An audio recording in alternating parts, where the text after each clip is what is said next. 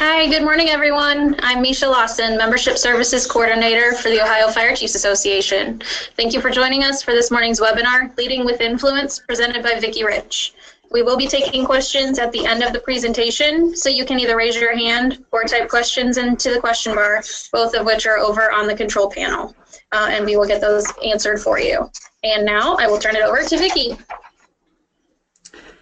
Thank you, and good morning, everyone, and thank you all for listening in today, and welcome.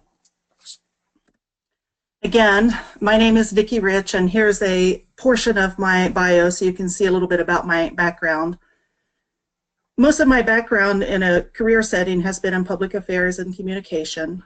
I began coaching professionally about 4 years ago, and I've trained in both executive and business coaching. And my certification is with the International Coach Federation, which is the premier association for coaches. Now, in my communication career, I had always worked in membership, government, or political environments, and that's because I prefer to work with issues, ideas, and services to advance those ideas. And so it was a natural bridge for me to also be drawn to coaching as I progressed in my career. One reason I chose to center on leadership coaching topics is because I believe that leaders are made and not born, and that leadership happens at all levels and all stages. And so I coach because I enjoy helping leaders build on their strengths and reach new levels of their impact. So that's about me, and here are the topics we're going to cover today. This is just a rough outline or agenda.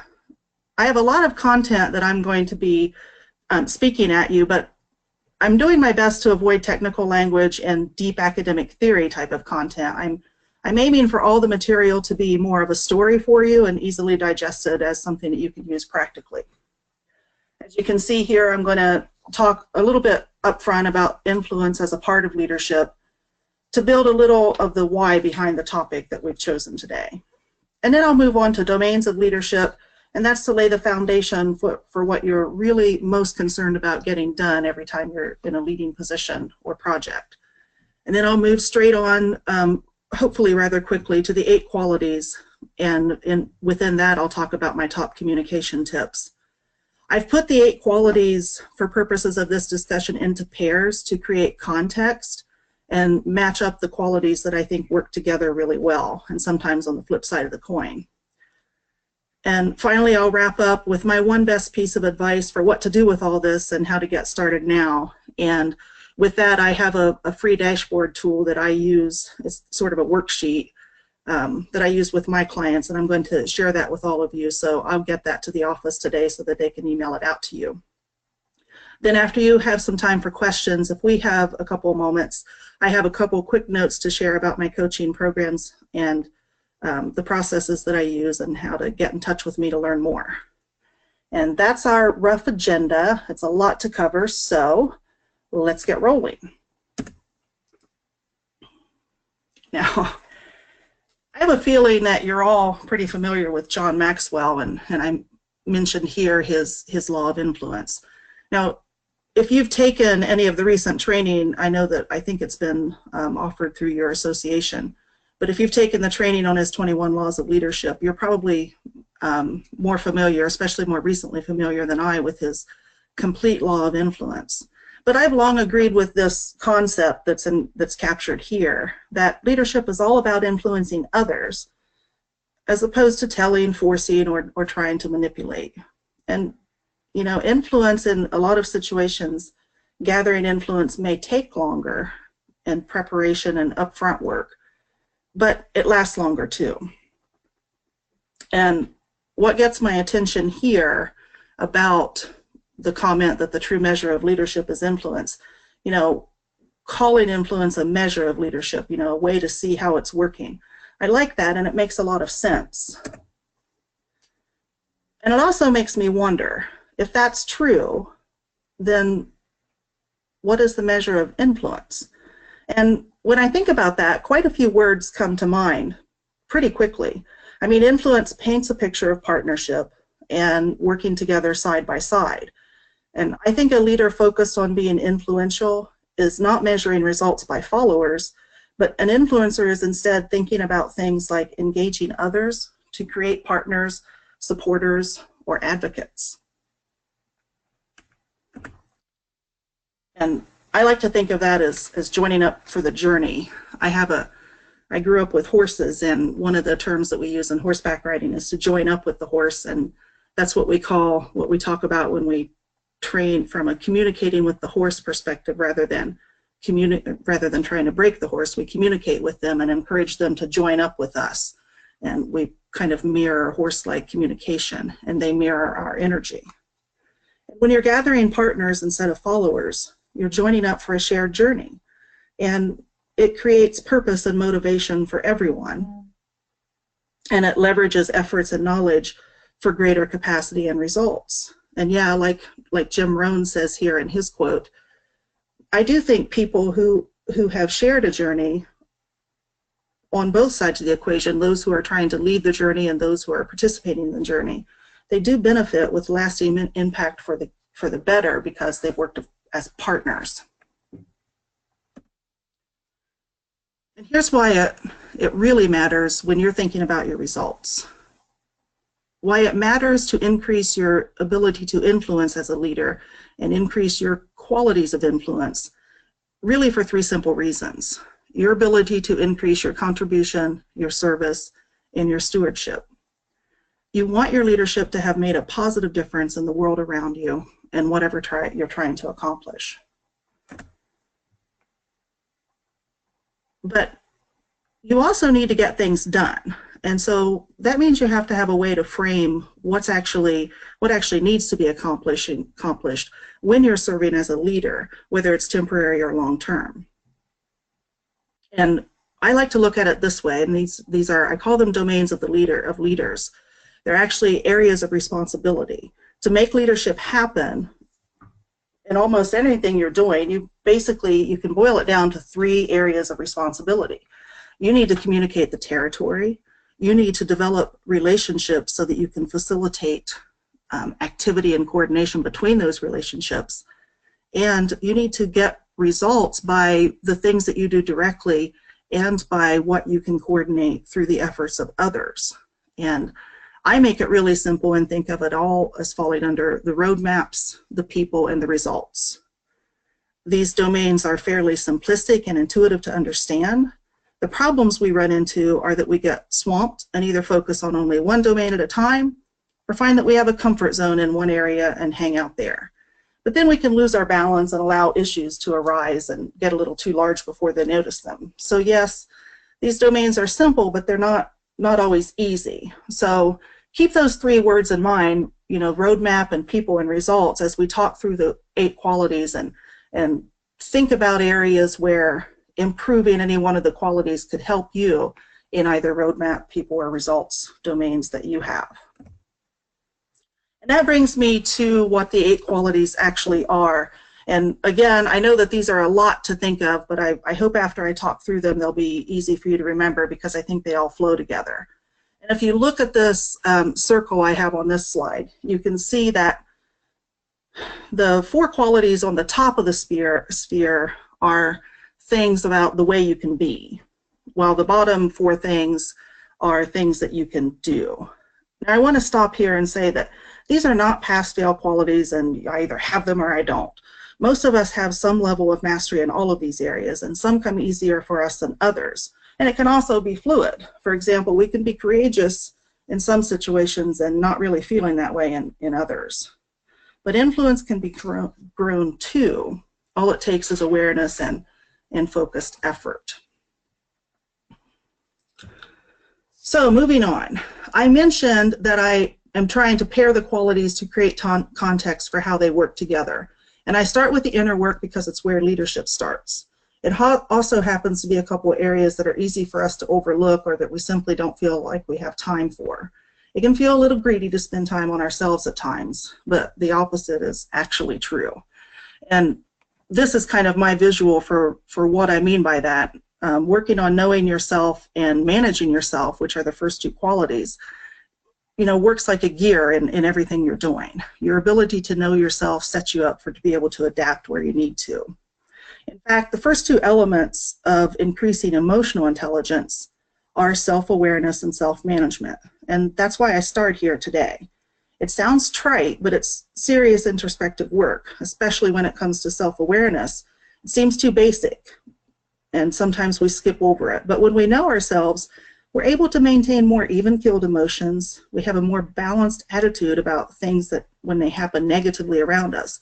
And we can be better prepared to respond rather than react.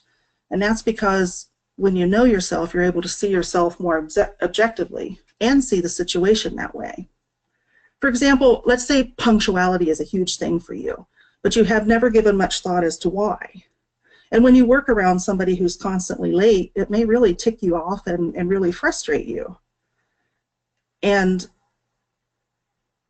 But as you shed more awareness about yourself, you'll have more capability to respond to what's happening rather than react. And here's how I mean that. When you're self-aware that you view punctuality as important, mostly, for example, because you see it as a sign of respect, then you'll better understand why you're bothered so much when someone's late. And then you're equipped to respond accordingly. And so if you need to approach them about it, you can actually talk about what you're actually after, i.e. respect, instead of what they're doing wrong. In essence, knowing yourself helps you show up the way you want to. So focus on your preferences and your core values, your core strengths, your accountable responsibilities, and perhaps some key blind spots. You can use assessments where needed. For the workplace, one of my favorite is the DISC profile because it explores your natural behaviors, and this helps you find what naturally motivates you and what naturally causes stress and how you approach solving problems. Knowing yourself is important, and it's also the first step in being able to measure yourself and then manage yourself. And when it comes to managing yourself, a good start is discipline. When you're in a leadership role, what you do must line up with what you say. When people see that turning out differently, they see insincerity and dishonesty. Act and speak in alignment with how you want to be viewed. And another thing about self-management, think about time management. This is a big one that comes up with my clients all the time. We live in such a distracted age and yet have unlimited access to information and things to do. The catch is that time is finite. It doesn't matter what we do for a living. No matter who we are, we all get 24 hours. Time is a diminishing resource, and when it's gone, it's gone. You know that time management is important, and you're likely not completely satisfied with how well you're managing your time. And the real key to self-managing your time isn't really about the time itself. It's about getting serious about priorities. For this one, I follow Stephen Covey's 7 Habits of Highly Effective People. What he says is the key is not to prioritize what's on your schedule, but to schedule your priorities. And I think that attitude about priorities and scheduling them helps you in all of the areas of self-management. It really just takes discipline and knowing what your priorities are and then the habits to focus on those. Now the next pair that I wanted to introduce to you is to chart the course and communicate powerfully. And these two obviously work together. It's about setting a clear direction to start with. And that may be the most vital element of your success when you're trying to influence others to do something. The simple reality is that if you cannot clearly paint a picture of where you want to go, others cannot grab on and connect to it emotionally and figure out how they can help you get there. More likely, they won't even give it much thought. If it seems that you're just working hard to get nowhere in particular, they're not going to be very willing to join. It'll feel too much like wasted effort or spinning their wheels. They need the picture and they need to know the direction to really jump on the train. So in thinking about setting a clear direction, I wanted to talk first about what often gets in the way of a clear course or a vision. And in the slide here, I've got some words up here to think about it as what often gets missed. But what I want to describe to you are what I view as 2 major limiting habits that people sometimes have around setting a vision. And this limiting habit keeps them from actually being inspiring with that vision. One of these limiting habits I call simply unknowingly withholding. And it's unknowingly withholding key details that you thought were too simple to reveal. This usually happens when leaders unwittingly think that what they see on the horizon is a common experience. And in their minds, given a shared set of facts and circumstances, what they see on the road ahead feels like common knowledge to everyone. And so they'll likely share some key details, but then they'll leave some things out that were important for others to feel an attachment to. They fail to then share one or more of the key elements, the desired final destination, more importantly, why getting there matters, and what getting there will create. And unfortunately, when that happens, the stakeholders, instead of really latching onto a vision, just view it as a set of ordinary goals and tasks. They miss out on seeing that there's somewhere important the group is headed. And that leaves out a lot of the enthusiasm and knowledge that they could be bringing to the table if they were more involved. So to remember to chart the whole course, say it out loud, even the parts that you think are obvious, maybe even especially those parts.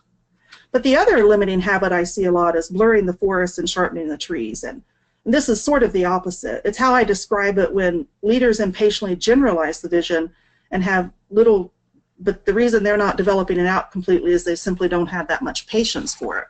It's usually happening when you're really competent in a technical field, and perhaps you're a detail-oriented taskmaster.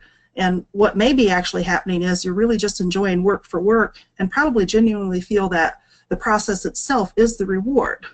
Thus, you might see the vision as doing the work as thoroughly and completely as possible. And to that, then the general destination is good enough. Like, more revenue is the vision, more locations are the vision. And it seems inspiring enough because to you it's all about the process. And then you think everyone else will feel the same. However, when it comes to getting others on board enthusiastically and able to prioritize appropriately, it's necessary to share a complete and specific vision. If all you impart is a general or vague course, you cannot expect that everyone else will walk the same path. When nothing is highlighted as a direction, a lot of distractions are going to look like meaningful paths to follow. And here's what I mean by that. Absent your vision and the clarity and desire you can bring to it and express to it, people will likely follow their own visions when they have vacuums to fill, even when they don't realize it. So your priority goal for getting talented people to help you get to a desired destination starts with your ability to chart the course. Name the place you're headed, fill in all the details that you think that you're going to have to go through and build along the way. And remember to add why you want it so much and what you want to see there when you arrive. And put yourself in the picture. Be personal and personally passionate when describing the vision. You want to paint this as a journey that you are going on that is important to you. Convey your excitement and you'll get more buy-in. Show your enthusiasm, and then people want to come with you. You know this because you've experienced this yourself. And if you've charted the course by communicating a clear vision, then you're off to a great start. And then we want to talk about the side of communicating powerfully. And I'm going to spend most of my time here right now on communicating clearly, because clarity is like shedding light and painting a picture and pointing to the key details with a laser focus. A clear vision identifies the desired destination with enough precision to help people moving forward in the same direction. And they can see where the light shines, and they have a path to follow. So when you are communicating that vision, clarity really needs to be top of mind when you're trying to create shared understanding. And shared understanding is a key phrase there, because nobody can agree to something, even to completing the smallest of tasks, with any relevant degree of honesty, unless they know clearly what that something is. So when it's important, avoid speaking in vague terms or with ambiguous phrases. If what you're communicating requires a shared definition, you'd better be clear about what that definition is. Otherwise, you're going to be surprised or even disappointed about what other people do. And I bring this up because it's usually the little things that get lost in clarity. Like, when we know something is important and hard to describe, we take the time to be clear, but it's in the everyday moments that we skip over clarity, and then we don't even know that that's what tripped us up later. And I have a story from my prior management days that I think is a great example of how that actually happens when we didn't even know what was happening. And this was I worked as a director on a communication and marketing team, and I can remember a hectic day when there was more than one urgent situation that was landing on my desk, and I was feeling like everything was just running back and forth. And I had one particular staff member, young creative staff member, that I had asked to handle something for me. And in my mind, it was a simple project. And it was, for the most part. I mean, I rushed to her desk and asked if she had time for a priority matter. And when she affirmed that she could, I described the situation. Now, without getting too into the details, what I needed was a press release that I wanted sent by that afternoon, and with a quote from our executive director. What I asked for was a press release as soon as possible. And after quickly explaining the details about the desired message, and once again checking with her comfort level, I moved on to one of the other fires getting my attention. Now, a few hours passed because I had trust in my staff, and I didn't even think about it, and I thought I'd said something clearly, but I didn't even notice until about 4:30 that I'd never heard back from her. And it had been in the morning when I'd asked to get it done ASAP, and she had agreed to that. So what could possibly have been taking so long? And I don't want to date myself, but this was still back in the time of a 24-hour news cycle. So, what I knew in my head is that if I was sending out a press release, I wanted it to go out no later than 2 o'clock. But I'd been talking to a 20-something coworker, and I had said as soon as possible. And apparently, it didn't mean the same thing to her, but I didn't know that. But what I really want to share is when I arrived at her desk that late afternoon, even I noticed how agitated my body motions were. The way I picture it now, I would literally stood by her side and hopped up and down like, Yosemite Sam. And I was probably using an aggravated tone, and I asked why I didn't have the press release, which I'd asked for several hours ago. But her body language was much different than mine. She was completely calm and not defensive at all, and completely conversational with me. And she just said, "Oh, you meant today? I haven't gotten this other project done that you wanted no later than today. Did you mean I was supposed to bump this in front of that?" Now, I could debate for a while about whether it was really acceptable for her to not know one way or another, but the point I'm making is I remember that moment very clearly, not really because of the mistake, but because my young employee communicated so clearly with me when she responded to the situation. She conveyed more clarity about where she was coming from in just a few seconds than I had conveyed in 2 conversations about what I had wanted done. She had other priorities, and she didn't bump those priorities because she didn't know that, and she didn't know that she was agreeing to getting something done by a particular time when I said ASAP. So clarity requires clear definitions and shared understanding. And I wanted to share that story because I think that that's the one, and when I talk with my clients, it's these simple little things that messes us up the most. We have to be clear in our conversational communication, because that's when it's really going to trip us up when we're not. And sometimes clarity can also be viewed as decisiveness. For example, when you clearly instruct a new priority, you may also have to move something to the back burner. Don't be hasty or lazy like I was when it comes to clarity. Say what you want and when you want it, and don't leave things open for interpretation. Just communicate directly. Take the time to figure out how to do that, and it will save you time in the long run. Now, I could go a lot deeper into communication. I actually do a webinar on communication alone, but I wanted to cover this and give you, I promise, some of my powerful communication tips tips on this slide. I wanted to cover just a couple of things from a high-level treetops version to like plant seeds in your mind about how to think about what it takes for really powerful communication. And as you see in this chart, I tried to divide it up into something always working together and not in a linear thing, but everything kind of interacting with each other. And you have to think about your message and your attitude and your behavior. Clarity I've already highlighted when it comes to why it's important. And the key here is just to remember to always be focused, relevant, and easy to understand. And that's what it takes to really be clear. Consistency is an important key, not only from a message perspective, but also as a behavior perspective, which is what I'm showing here. because we need to be consistent with our words and our body language and our expressions and our actions. And we need to be consistent with the message and definitions and relevant details as well. So I call it a behavior because it just needs to become a habit. Changing things up for variety sometimes sounds fun, but it can be confusing. So I think the habit to default to is a habit of consistency.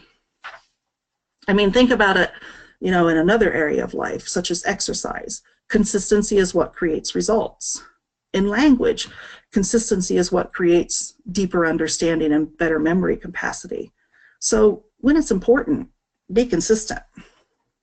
And finally, my favorite tip, because of one of my high values, is curiosity. And I show it here as an attitude because I think it's just a natural way of looking at life and interacting with people.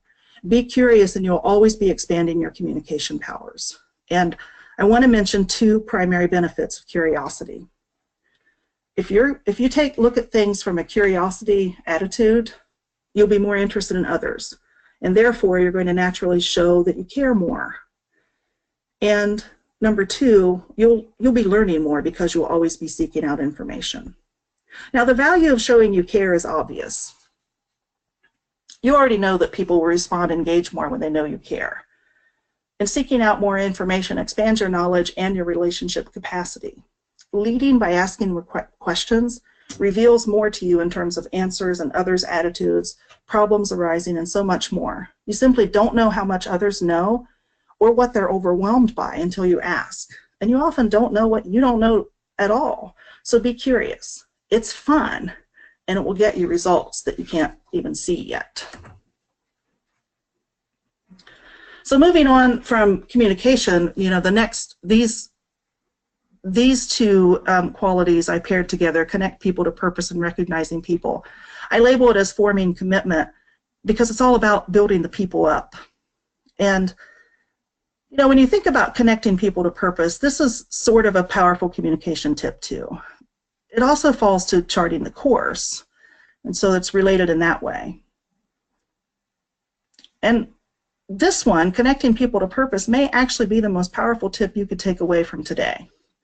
And because I believe that we all seek purpose. In fact, we're usually hungry for it. I have a story from back in my college days that really showed me the difference between learning under a leader who shared a purpose and one who didn't even try. I was working as a part-timer selling electronics for a local retailer that has long since gone out of business here in Columbus. It was one of these places well known for poor customer service. And while working there, I learned that reputation was deserved. Yet, ironically, I found my way to one supervisor who prized service and taught us to genuinely connect with people. My path to meeting her, though, was first through this iconic stereotype of a fast-talking sales guy that I probably wouldn't remember if it hadn't been for the good experience. But you know the type. He's usually slinging some one-liners or responding to everything you mention by saying he's got something that will solve your problems on a special discount price just for you. And he behaved the same way in management, managing people. He didn't seem genuinely interested in anything. He wasn't there unless he was either making some one-liner about you got time to lean, you got time to clean, or unless he was trying to swoop down on the sales floor to get involved in, with a customer. And I was 19, I was pretty naive still, and my reaction to his missives was that he didn't value my initiative, and therefore he didn't value me and didn't really see me. I think I thought he didn't even look at me as a person. But thankfully, then I met Carol, who was a customer service director at that same place. Now, I remember her very well all these years later because she left a much better impression on me and how I could go about my work. I began chatting with her when I was leaving for work, and after time, I ended up wondering if I would enjoy working the service desk. Back then, that involved taking in a lot of repair work that was coming into the store, in addition to the usual returns or general questions. Carol eventually hired me to transfer up there, and what I remember most about her onboarding was that she told me what my #1 job was while working the desk. to listen to people and to understand what was really bothering them about the company, the product, or the service. And at this particular place, it turned out that a lot was bothering people most of the time. I mean, we were really bad at a number of things, and our sales floor pushed horrible leader products and then upsold with horrendously deceitful tactics at times. And our repair center was late on almost every item and would give unreasonably short time estimates up front. And we apparently had more than one rude employee on staff, according to what everybody told me. I was yelled at a lot. And you know what? I loved that job. It was fun. Customers were mean to me when first approaching the desk, and I wasn't focused on that at all, because Carol had given me another very powerful focus: to listen to what they needed to share. And that's what I did. I listened deeply and completely. Excuse me. And when I listened, I learned. I learned how to solve problems because I learned what it would take to make a person whole again. And often it wasn't all that much. And there's a part of me that to this day is glad that that business is gone, but I also know that I would barely remember that job if it weren't for Carol and my experience with her. People in general weren't served well at that company, but thanks to Carol, I learned that when a manager can connect what I can do with a purpose I can serve, then she creates a loyal and dedicated servant willing to step up for the cause. And that's how important connecting people to purpose really is. Purpose doesn't have to be complicated either. It just needs to be true and on target for the work. And if you're more interested in what really motivates people, I put this slide here mostly because I wanted to, this is a book that I highly recommend, Drive by Daniel H. Pink. And autonomy, mastery, and purpose are the big motivators and the real motivators that really get to people. But, you know, recognition is also important, and I won't go into as much detail about recognition, but the important thing here is I want to say that I'm talking about recognition in a daily way of going about interacting with people, not in, you know, Monday morning muffins or little things that are fun but aren't really, they don't really go after the deepness that I'm really striving for. Because recognition is about the regular interaction because, frankly, we all need to be seen. Because we're all made for community. And though some of us crave time alone and need time alone for rejuvenation, we usually find our meaning in this world overall through the relationships with and services to others. This is a spiritual truth that guides our existence, whether we understand it or not. And to be known by someone is to matter, and we all want to matter. And while I have a personal worldview that's faith-driven, and I have certain beliefs about what really matters, the most important thing I can share about that is that I believe that since we're all here for community, that means we're all here to love and serve each other. And love has many forms, and recognizing people for who they are and the unique value they bring can be one of those forms. But the problem with recognition is that, excuse me, I took a drink there. The problem with recognition is that it's one of those things like clarity. It can be overlooked in the small moments. And I read a 2016 Harvard Business Review article that was claiming still that, you know, 2/3 of managers are saying they're uncomfortable communicating with employees on a regular basis. And that included statistics from a Harris poll indicating that 37% of managers are uncomfortable giving feedback and 20% are uncomfortable giving simple recognition. Now, in my opinion, even 1/5 of managers is too much when it says they are uncomfortable giving recognition. It's way too many, and I suspect that it's actually more than 20%, especially if 2/3 say they're uncomfortable with general communication. And what's that costing the workplace? Research from Gallup continually tells us that up to 70% of employees are not engaged, and that's a significant number of people who likely care less about things like quality, customer care, deadlines, absenteeism, and staying long-term than the company would like. Now, I want to pause here and say again that I don't think that recognition is the single factor that increases engagement. My bias here is that communication and connection to purpose, you know, have way bigger impacts on on engagement than recognition. But recognition is one of the several factors that people want from work, but often feel like they don't get enough of. Recognition is an important piece of an inspired workforce puzzle. And I think the same is true in colleague relationships and stakeholder relationships. People want to feel connected, and so they want some sort of genuine recognition for who they actually are. And remember that the value is whether or not they feel that they received recognition, not simply that something was said. Now, I'm gonna wrap up the recognition there because I'm running short on time, and I want to get to the last couple of things. Humility and courage, practicing humility and courage, and these are one of those things that I said is a good way to, it's more about a way to be rather than something to actually do in many ways. And if I had used a metaphor to tie all of these qualities together, like building a foundation or building a house, the metaphor that I would apply to courage and humility really quickly is I'd call it icing on the cake. I mean, we all know these are good qualities, and we have our highs and lows with both of these, and we intuitively know that if we successfully practice both, then everything is sweeter. And so,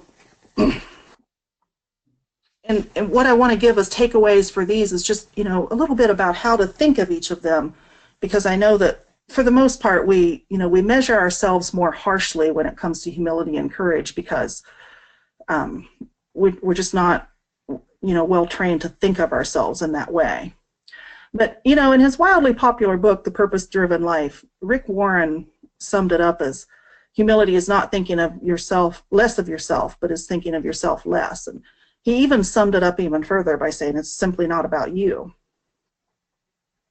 Now, that quote about not thinking of yourself less has often been attributed to C.S. Lewis, but C.S. Lewis's quote, that actually isn't accurate. He actually said a little bit more than that. His quote more or less paints a picture of what you're actually seeing when you meet a humble person. It's that they're not concerned about impressions of themselves or worried about how others see them. Their focus is going to be on you, and that's how they're coming across as a humble person to you, because humility is not putting oneself down or at a disadvantage, and it's not thinking others are better or smarter, and it's not trying to think about others in order to manipulate them. It doesn't have anything to do with what we hear too much of in popular culture about self-esteem or anything like that. And it's not about being afraid or self-conscious or unwilling to assert opinions if you think it's going to offend someone. These are just all misconceptions that we have because we're concerned about how things look. And that really just comes from a place of pride rather than self-confidence. When we're self-conscious, that's really what I mean by that is self-consciousness is really, our pride or ego is being damaged. It's not really a self-esteem thing. Because it's pride that makes us put on and assert, only widely accepted opinions so that we don't have to face a differing point of view. And pride, we're consumed with our appearance or whether others are faring better than us. But a humble person is simply comfortable with what's going on around him or her, comfortable in his own skin. And what that person comes across with as. They're easy to talk to, they're easy to be around because there's no agitation or angst. A humble person has opinions and expresses ideas to offer insight or service, but not to be seen to share those ideas. Not worried about having more knowledge than others, he instead wants to learn from them. So while pride keeps us focused on self and self-consciousness and self-impressions, humility allows us to just put our focus on serving others. And so, another way to say that is when we're humble, we don't pretend to know something we don't. Excuse me. And we don't get all obsessed with how others are seeing us or our knowledge. And humble leaders also, because they're so comfortable with themselves, they keep blame and give credit because they absorb accountability more readily because their focus is on the right things and not on concerns about how they appear.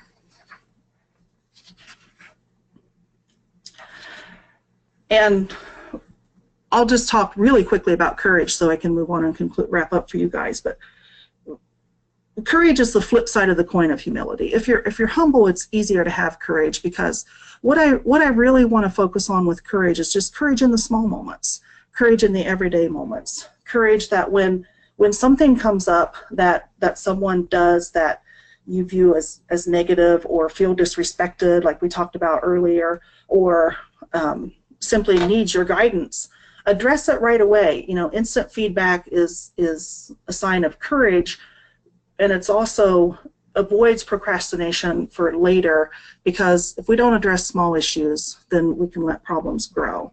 And I'm thinking in particular of I have a client who struggles. He's an executive, and he is really good with conflict conversations, but it's the in-between things that kind of trips him up for some reason. And so we're working on strategies to get past it.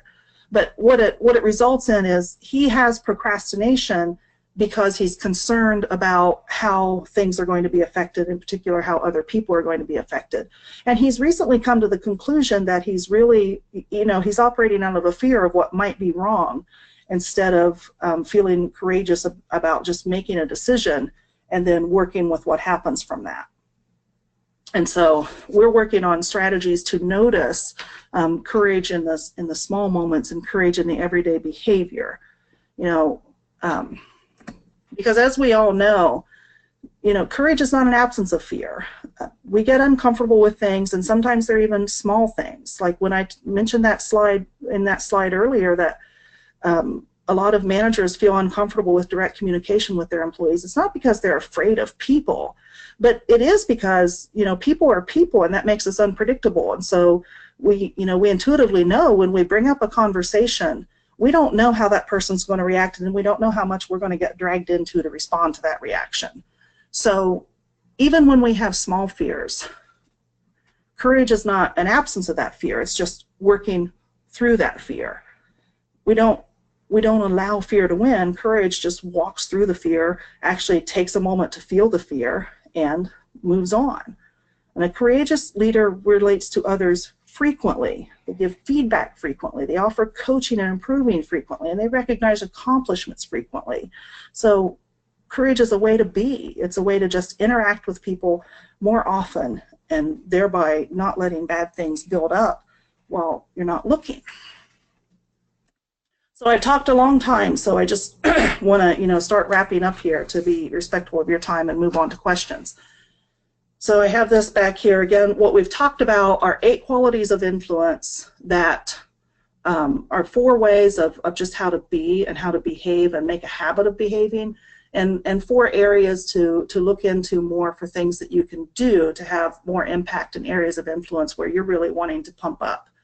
And think about all those in relation to the domains. How does, what are you really struggling with, or what do you have a bigger challenge or a bigger hurdle about right now? Is it roadmaps, people, or results? And what are some areas of influence that can help you improve those? And to help you get all that started, I want to make sure I make time to say this. I promised you one thing that you can do right now to actually start to work on those 8 qualities and all of that information and put it into practice. And it's really simple. This too is from 7 Habits of Highly Effective People. You remember it probably. It was habit number 2, and it's begin with the end in mind. And here's how I'm thinking about that. For everything you want to accomplish, it's just like going back to that vision. And that's true even for improving a capacity of yourself. Like if I want to learn to behave with more humility, then I want to start with the end in mind. How am I going to, what's that going to look like? What's that going to feel like? How am I going to be expressing myself if I'm doing that? And I want to have that picture in mind in order to create the action steps and habits that will help me do that so that I can make it more consistent. So and this is the best piece of advice I give for any kind of habit building or learning a new skill or anything. It's hard to beat just starting with the end in mind. That's true for writing an article or a publication or setting out on any kind of project for self-development. And so I have a tool that I use with my coaching clients, and I call it the Leader Dashboard tool. And it's really just a document, a worksheet that usually we work through together, but I want to give it to you as a gift and a thank you for attending this event. I encourage you to look at it. Some of the areas you're probably really familiar with because you're in mission-driven organizations. So you're probably already very comfortable with your personal vision, mission, and values and those types of things. But there may be a couple of areas that are new to you, like identifying your performance edge. And one big one for a lot of people is narrowing down your top initiatives to only 3. What's the top 3? But then also, to actually get it down on paper what your key relationships are and what the holes are in those relationships and your own personal development. And so we'll send out this worksheet to you by this afternoon, right after I get off this call, and then you can use that tool to help getting yourself started with beginning with the end in mind. So I know I was long-winded. Thank you for that. I'm sometimes a fast talker, so let's move on now to any questions. I want to make sure that I make time for anyone, and then if we have just a couple seconds, I'll just say a couple things about my coaching process and how to work with me later. So let's hear it for how are we doing with questions? I have one from Will Anderson. What are your thoughts about the Pareto principle? Covey spoke about it, but should an executive really focus his or her efforts on the top 20% of their personnel? Yes, and that's actually a good one to bring up.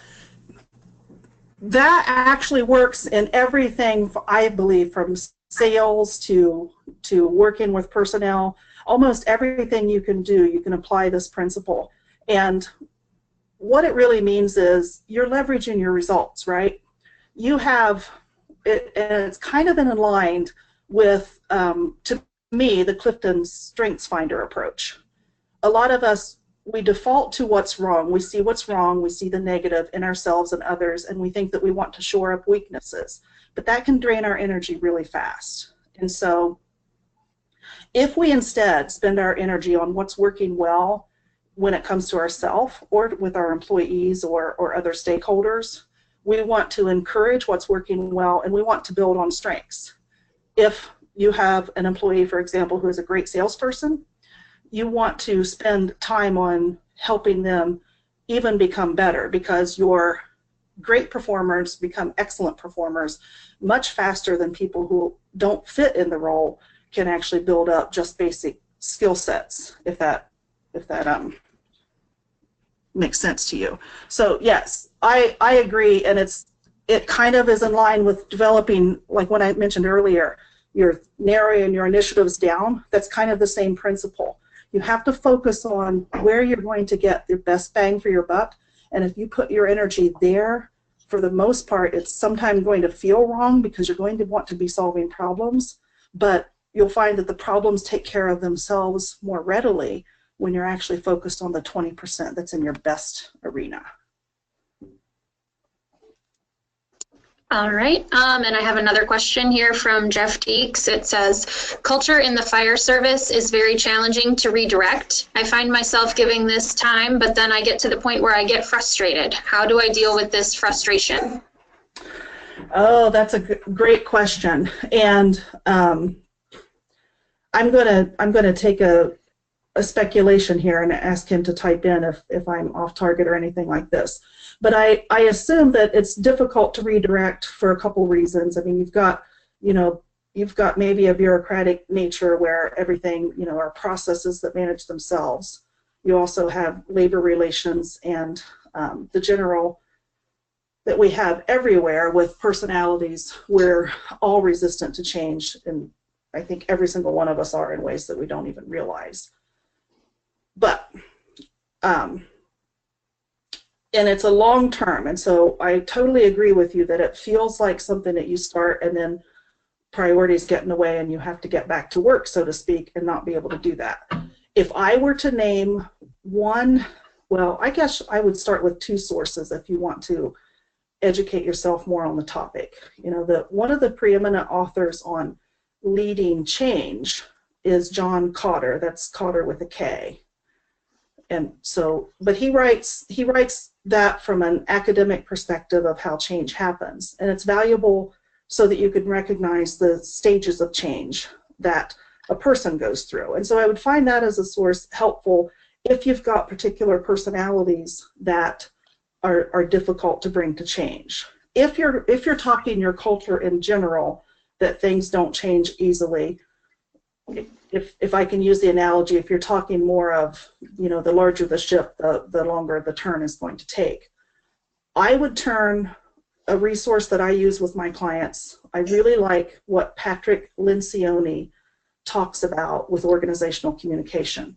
Now, he's the guy that wrote 5 Dysfunctions of a Team, and so that's probably the book that he's most known for. And he has several of those books that are written as parables. And those are great if you love parables. They're kind of so-so for me. But he eventually wrote a book where he compiled all of his topics together in a straight text book.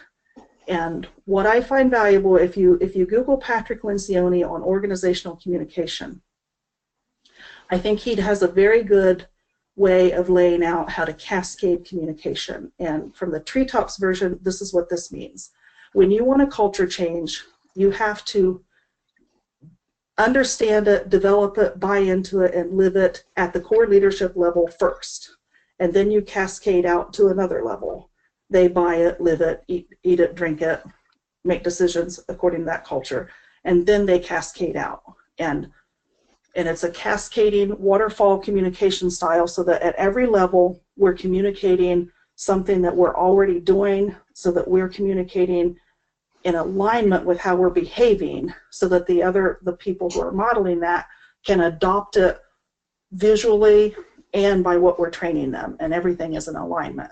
It does take a long time, but what you can do with that, depending on what kind of culture change you have, it's just like creating an annual plan, a 6-month plan or an annual plan of what kinds of milestones you expect to see in 90 days and then another 90 days, and be able to translate those milestones into behaviors and actions that you want to see in the workplace to know that that change is being understood and taking effect.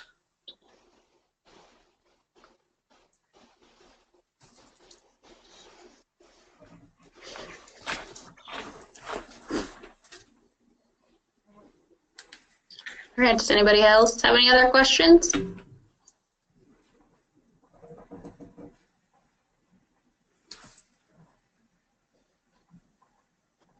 No, does not look like it. All right, well. All right then, thanks everybody for joining us. Oh, go ahead. Oh, me? Yeah, go ahead, Vicki. Oh, I just wanted to thank everyone, and wanted to say really quickly, feel free to contact me if you have any follow-up questions or want any further information.